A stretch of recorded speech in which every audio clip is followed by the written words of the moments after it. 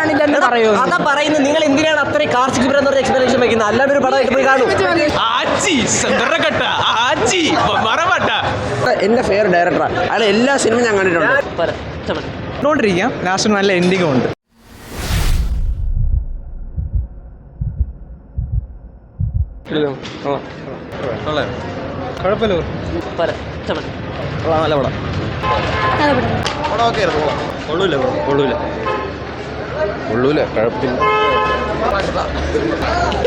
Super പടം കൊള്ളാം bro.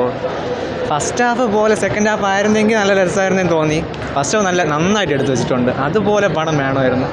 പിന്നെ സെക്കൻഡ് ഹാഫ് ശകലൊരു ലാഗ് ഉണ്ട്, എന്നാലും കണ്ടുകൊണ്ടിരിക്കാം. ലാസ്റ്റ് നല്ല എൻഡിങ്ങും ഉണ്ട്. ഫസ്റ്റ് ഹാഫ് പോലെ വന്നില്ല. ഫസ്റ്റ് ഹാഫ് ആയിരുന്നു പടത്തിൻ്റെ ഏറ്റവും വലിയ പീക്ക്. കൊള്ളാം. റെട്രോ ഓവറോൾ കൊള്ളാം. പിന്നെ ചില ഭാഗങ്ങളൊക്കെ കുഴപ്പമില്ല, പക്ഷെ ഓവറോൾ കൊള്ളാം, അടിപൊളിയാണ്. ലാസ്റ്റ് മറ്റേ കട്ട് ആൻഡ് റൈറ്റും അതും ഇഷ്ടപ്പെട്ടു.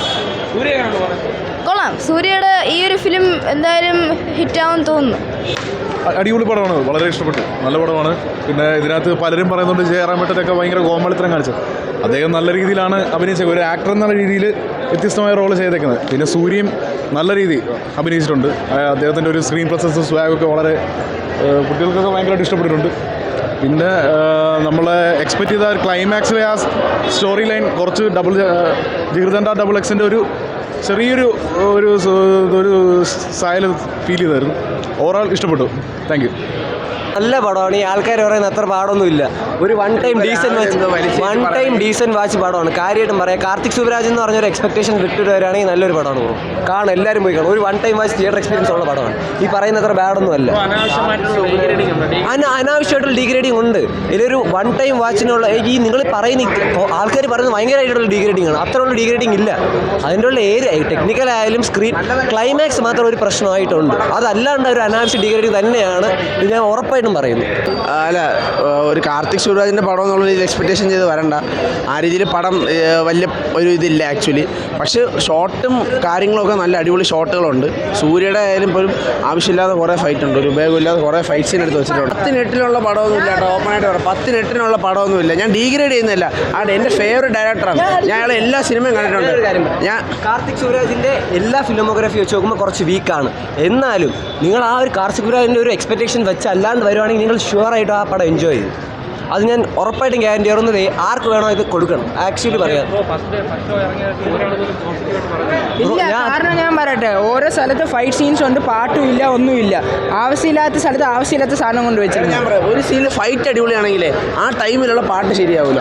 ആ പാട്ട് ഞാൻ ചേട്ടാ എൻ്റെ ഫേവറേറ്റ് ഡയറക്ടറാണ്. അയാളെ എല്ലാ സിനിമയും ഞാൻ കണ്ടിട്ടുണ്ട്.